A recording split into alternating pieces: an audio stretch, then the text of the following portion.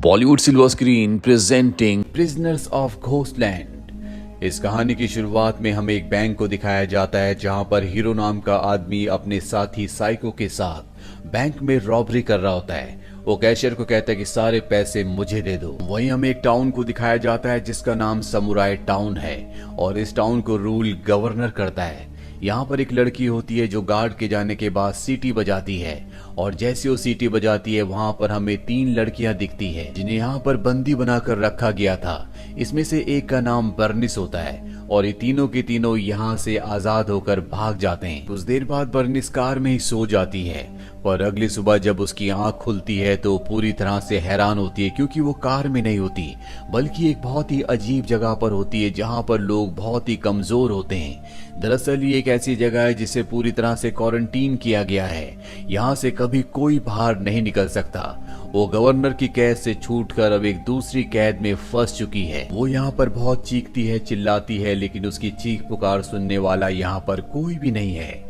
वहीं samurai town में हमें गवर्नर को दिखाया जाता है जिसके पास हीरो को लाया जाता है। हीरो वही आदमी है जो इस कहानी की शुरुआत में बैंक को लूट रहा था।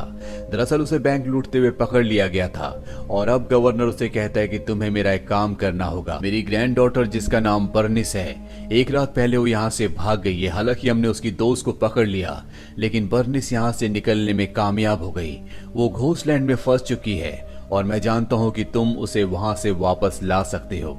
अगर तुम उसे वापस ले आए तो मैं तुम्हें आजाद कर दूंगा। इसके बाद उसे खास सूट पहनाया जाता है और अब हीरो अपने मिशन पर निकल पड़ता है। वो किसी भी कीमत पर बर्निस को वापस लाना चाहता है ताकि उसकी सजा माफ हो जाए, वो आजाद हो जाए। गवर्नर हीरो को बताता है कि जो सूट तुमने पहना है इसमें चारों तरफ बॉम्ब लगाए गए हैं। अगर तुमने इसे निकालने की कोशिश की तो ये अपने आप ही ब्लास्ट हो जाएंगे। साथ ही इसमें 3 दिन का टाइमर है, यानी कि तुम्हारे पास मेरी ग्रैंड डॉटर बर्निस को वापस लाने के लिए 3 दिन का वक्त है। अगर 3 दिन में तुम उसे वापस नहीं लाए तब भी ये सूट ब्लास्ट हो जाएगा और एक बार अगर तुम बर्निस को वापस ले आए तो मैं खुद तुम्हें इस सूट को खोलकर आजाद कर दूंगा। और अब हीरो गाड़ी में बैठकर उस तरफ निकल पड़ता है जिसे घोस्टलैंड कहा जाता है, जिसे पूरी तरह से क्वारंटीन किया गया है। और जब वो घोस्टलैंड के बॉर्डर पर पहुंचता है तो वहां पर सच में घोस्ट जैसी बड़ी बड़ी आकृतियां होती हैं जिन्हें देखकर उसकी कार का एक्सीडेंट हो जाता है और इसके बाद उसे बंदी बनाकर घोस्टलैंड के अंदर ले जाया जाता है। जब उसकी आंख खुलती है तो उसके साथ एक और लड़की होती है। वो उससे पूछता है क्या तुम बर्निस हो? वो कहती है कि नहीं, मैं बर्निस नहीं बल्कि उसकी दोस्त हूँ। असल बर्निस की ये उन 2 दोस्तों में से एक होती है जो उस रात को उसके साथ भागी थी। अब यहाँ पर इन सब का लीडर भी आ जाता है। वो हीरो से कहता है कि जो एक बार यहाँ पर आता है यहाँ से वापस नहीं जा सकता। तुम यहाँ पर क्यों आए हो? हीरो बताता है कि मैं यहाँ पर एक लड़की को ढूंढने के लिए आया हूँ और इसके बाद वो बर्निस की फोटो दिखाता है। तभी एक लड़का कहता है कि मैंने इस तरह दिखने वाली एक लड़की को उस तरफ देखा है और अब हीरो उस तरफ जाता है जहां पर बहुत बड़े बड़े पुतले होते हैं और जब उनके चेहरे के मास्क को वो हटाता है तो उसके अंदर असली के इंसान होते हैं और एक मास्क हटाने के बाद उसे बर्निस भी वहां पर मिल जाती है। वो बर्निस से बात करने की कोशिश करता है लेकिन बर्निस उसकी किसी बात का कोई भी जवाब नहीं देती और तभी एक आदमी यहाँ पर बताता है कि हम यहाँ पर लड़कियों को छुपा कर इसलिए रखते हैं क्योंकि जिन घोस्ट को तुमने घोस्टलैंड के बॉर्डर पर देखा था वो बार बार यहाँ पर आते हैं और लड़कियों को अपने साथ ले जाते हैं। हालांकि हीरो उससे बात करने की कई बार कोशिश करता है लेकिन बर्निस उसकी किसी बात का जवाब नहीं देती। हीरो बर्निस से कहता है कि मुझे यहाँ तुम्हारे ग्रैंडफादर ने भेजा है और मैं तुम्हें यहाँ से किसी भी कीमत पर ले जाकर रहूंगा। इस बात पर वहां का लीडर हंसता और कहता है कि यहाँ से कोई भी बाहर नहीं जा सकता। यहाँ बॉर्डर पर जो घोस्ट है वो कभी किसी को यहाँ से बाहर नहीं निकलने देंगे। हम सब यहाँ पर फंस चुके हैं। और हीरो बर्निस को गवर्नर के हवाले करके खुद अपनी आजादी पाना चाहता है क्योंकि कई साल पहले जब उसने बैंक लूटा था और वो पकड़ा गया था उसके बाद से वो कैद में ही था और अब वो बर्निस के मास्क को हटा देता है और कहता है कि मेरे डिवाइस में अपना नाम लो ताकि तुम्हारे ग्रैंडफादर को यानी कि गवर्नर को पता चल जाए कि मैं तुम तक पहुंच चुका हूं और मेरे सूट का जो बॉम्ब है वो डीएक्टिवेट हो जाए। लेकिन बर्निस अपने मुंह से एक भी शब्द नहीं निकालती जिस वजह से हीरो को गुस्सा आता है और अब उसके सूट का एक बॉम्ब एक्टिवेट हो जाता है और वो ब्लास्ट हो जाता है जिस वजह से वो जख्मी होकर वहीं पर अनकॉन्शियस हो जाता है। और जब वो अनकॉन्शियस होता है तो उसकी पास की मेमोरीज उसे याद आती है। उसे फ्लैशबैक में वो दिन दिखता है जब वो अपने दोस्त के साथ बैंक रॉबरी के लिए गया था और वहां पर पुलिस आ गई थी। पुलिस के और उनके बीच में फायरिंग के दौरान एक लेडी को गोली लग गई थी, जिस वजह से उसकी मृत्यु हो गई थी। साथ ही उस लेडी की बेटी के पैर पर गोली लग चुकी थी, जिस वजह से वो जख्मी हो जाती है। और वहां पर तब गवर्नर आता है, जो उस लड़की को अपने साथ ले जाता है। और ये लड़की और कोई नहीं बल्कि बर्निस होती है। और अब हीरो को सब कुछ रिकॉल हो चुका है। उसे समझ में आ जाता है कि बर्निस की आज जो भी हालत है, जो वो कैद में है, उसकी वजह वो खुद है। हीरो को अपनी गलती का एहसास होता है, इसीलिए होश में आने के बाद वो बर्निस के पास जाता है और उसकी मॉम की मृत्यु के लिए और उसके पैर को जख्मी करने के लिए वो उससे माफी मांगता है। लेकिन इससे पहले कि बर्निस कुछ कहती, यहाँ पर घोस्टलैंड के घोस्ट आ जाते हैं, जो बर्निस को अपने साथ ले जाना चाहते हैं। लेकिन हीरो उसकी मदद करता है और जब घोस्ट उसके चारों तरफ होते हैं, तभी उसके हाथ का एक और बॉम्ब एक्टिवेट होकर ब्लास्ट हो जाता है, जिससे सब के सब घोस्ट यहाँ से भाग जाते हैं।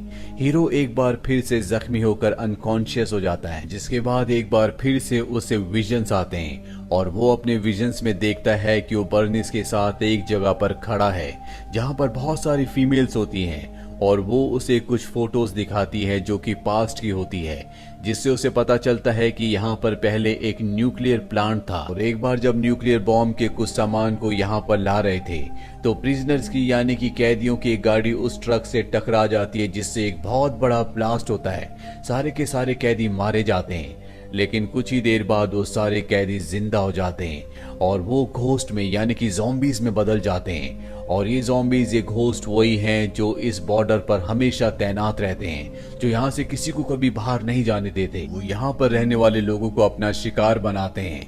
दरअसल यहाँ पर ब्लास्ट के बाद एक बीमारी फैल गई थी, जिस वजह से इस पूरी जगह को क्वारंटीन कर दिया गया था। और इस पूरी जगह को चलाने वाला और कोई नहीं बल्कि गवर्नर होता है। ये पूरी जगह गवर्नर के अंडर होती है। हालांकि वो इन लोगों की मदद कर सकता था, लेकिन वो एक अच्छा इंसान नहीं होता, इसीलिए वो इनकी मदद नहीं करता, बल्कि इन सब को यहाँ पर मरने के लिए छोड़ देता है। हीरो को अब एक और विजन आता है, जिसमें वो छोटे छोटे बच्चों को देखता है, जो उससे कहते हैं कि तुम्हें एक और जिंदगी मिल रही है, ताकि तुम यहाँ पर रहने वाले लोगों की मदद कर सको। हीरो अभी भी बेहोश होता है और उसके सूट का एक और बॉम्ब ब्लास्ट होने वाला होता है, लेकिन बर्निस को पता चल जाता है और वो उसके हाथ में जो डिवाइस होता है उस पर अपना नाम बोल देती है, जिससे बॉम्ब डीएक्टिवेट हो जाता है। लेकिन बर्निस को लगता है कि हीरो अब मारा गया, इसीलिए वापस उस जगह आ जाती है जहां पर सभी नॉर्मल इंसान होते हैं। वो कहती है कि हीरो के ऊपर घोस्ट ने हमला किया था, जिस वजह से वो मारा गया। यहाँ पर जो लीडर होता है वो कहता है कि उनसे कोई नहीं बच सकता, लेकिन तुम यहाँ से नहीं जा सकती क्योंकि वो तुम्हें कभी भी यहाँ से बाहर नहीं निकलने देंगे। और तभी यहाँ पर हीरो आ जाता है, जो पूरी तरह से ठीक होता है। उसे देखकर सबके सब हैरान हो जाते हैं, यहाँ तक कि बर्निस भी, क्योंकि ज़ॉम्बीज ने, घोस्ट ने उसे काटा था, लेकिन उसके बाद भी वो पूरी तरह से नॉर्मल होता है। और वो सबको अपने सपने के बारे में बताता है कि किस तरह से सपने में उसे बच्चे आए थे, जिन्होंने उसे कहा था कि तुम्हें एक और जिंदगी दी जा रही है, ताकि तुम यहाँ के लोगों की मदद कर सको।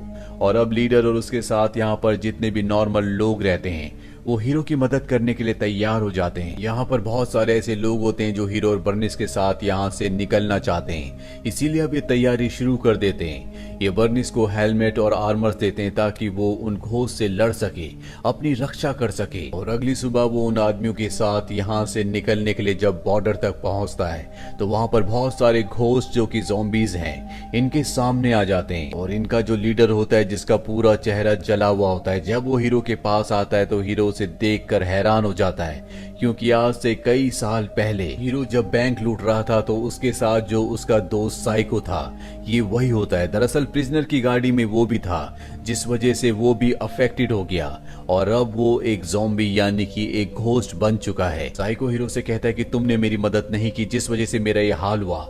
हीरो कहता है कि तुम बेगुनाहों को मार रहे थे, इसीलिए मैं तुम्हारी मदद नहीं कर पाया, लेकिन अब मुझे तुम्हारी मदद की जरूरत है, हम कभी अच्छे दोस्त हुआ करते थे। साइको उसके कान में कहता है कि मैं तुम सबको यहाँ से जाने दूंगा, लेकिन तुम्हें वादा करना होगा कि तुम गवर्नर को मार दोगे, क्योंकि उसकी वजह से सब कुछ हुआ था। हीरो कहता है कि मैं वादा करता हूँ। और इसके बाद हीरो यहाँ से सभी लोगों के साथ निकल जाता है और अब हीरो बर्निस को गवर्नर के पास लेकर पहुंच जाता है।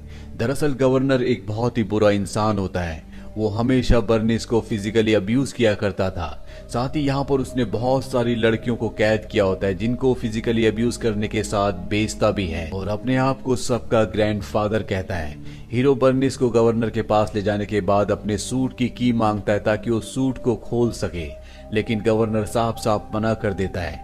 यहाँ पर गवर्नर के बहुत सारे लोग आ जाते हैं जो इन्हें गन पॉइंट पर ले लेते हैं, लेकिन तभी बर्निस की दोस्त मशीन गन से गवर्नर के लोगों के ऊपर हमला कर देती है जिससे बहुत सारे लोग मारे जाते हैं, लेकिन वो खुद भी जख्मी हो जाती है। और इससे पहले कि गवर्नर के लोग उसे मारते, बर्निस उसके पास आती है और उसे उठाकर एक सेफ जगह ले जाती है और वापस हीरो की मदद करने आ जाती है।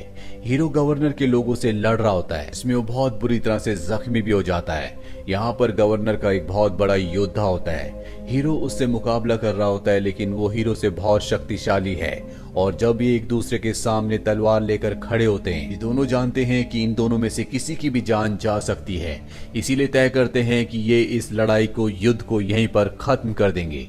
ये दोनों के दोनों अपनी तलवार नीचे रख देते हैं, पर जैसी हीरो अपनी तलवार नीचे रखता है वॉरियर उसके ऊपर हमला करता है, लेकिन उसे पहले से पता था कि वो वॉरियर उसके साथ धोखा करेगा, इसीलिए तलवार उठाकर वो उसे मार देता है। वहीं यहाँ पर जितनी भी लड़कियों को गवर्नर ने कैद किया था वो सब के सब यहाँ से सामान लेकर भाग जाती है। वहीं गवर्नर को दिखाया जाता है जो बर्निस की दोस्त के पास पहुंच जाता है जो कि जख्मी होती है। वो उसे मारने की कोशिश कर ही रहा होता है कि उसके गले में हीरो के सूट की जो चाबी होती है वो उसे खींच लेती है और अब बर्निस भी यहाँ पहुंच जाती है जिसके हाथ में गन है। उसे याद आता है कि किस तरह से इस गवर्नर ने उसका फायदा उठाया था और उन सब बातों को याद करते हुए वो गवर्नर को मार देती है और इस तरह से गवर्नर का अंत हो जाता है। इसके बाद हीरो भी की से अपने सूट को डीएक्टिवेट कर देता है, जिसका मतलब ये है कि अब वो पूरी तरह से सुरक्षित है क्योंकि 3 दिन पूरे होने वाले थे और उसका सूट ब्लास्ट होने वाला था। वहीं घोस्टलैंड में सबको पता चल जाता है कि गवर्नर का अंत हो चुका है,